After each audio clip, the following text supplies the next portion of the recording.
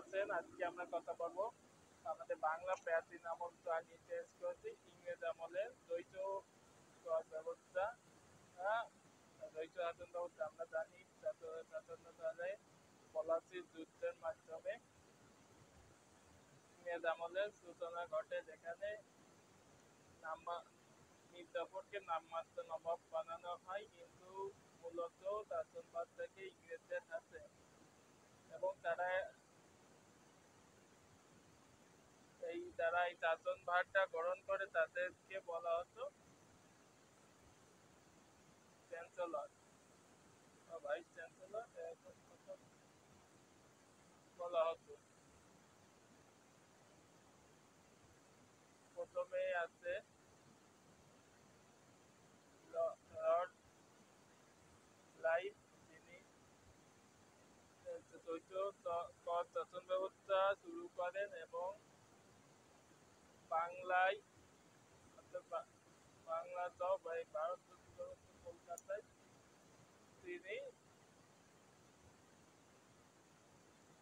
এবং মুর্শিদাবাদ মিলে তিনি নবাবের হাতে শাসনভার এবং কোম্পানির হাতে ইস্ট ইন্ডিয়া কোম্পানির হাতে দেওয়ান, অর্থাৎ রাজস্ব আদায় থাকবে কোম্পানির হাতে এবং নবাবের হাতে থাকবে শাসন ব্যবস্থা বৈদ্যুতিক ক্ষমতা। এর ফলে 1157 সালে যে 1176 সালে যে মহান্ত হয়, 76 মহান্ত নামে পরিচিত, এটা ছিল ওই বছর ফসল হয় না অনাবৃষ্টির কারণে, এবং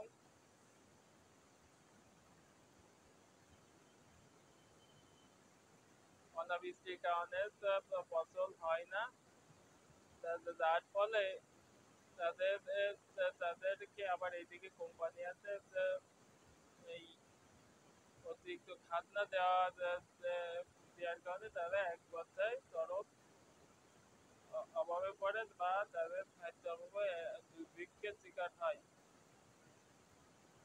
দুর্ভিক্ষ মূলত খাদ্যের অভাবে হয় না, খাদ্যের সুষম বন্টনের অভাবে হয়। এটা আমরা জানি, এক পক্ষের খাদ্য অন্য পক্ষ যখন কেড়ে নিয়ে যায় বা হক নষ্ট করে, তখন সেটা দুর্ভিক্ষ হয়।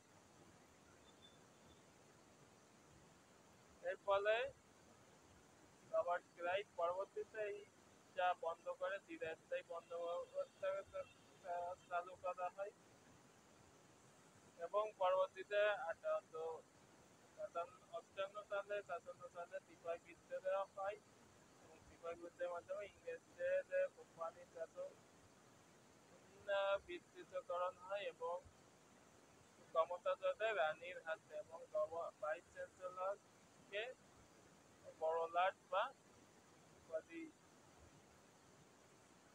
দেওয়া হয়।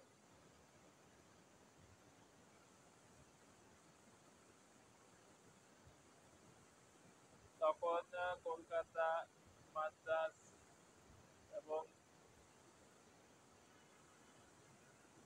বিশ্ববিদ্যালয় ও হাইকোর্টে পুলিশ ব্যবস্থা হয়। 1858 সালে যখন জামিয়াতে যায়, ভারতের প্রথম আদমশুমারি হয়, এবং এর মাধ্যমে কিছু কিছু ঈশ্বরচন্দ্র বিদ্যাসাগরের বিধবা বিবাহ আইন প্রচলন এবং রাজা রামমোহনের সতীদাহ প্রথা এবং ইংরেজদের বাংলা শেখা, এই ধরনের বিভিন্ন বিষয় নিয়ে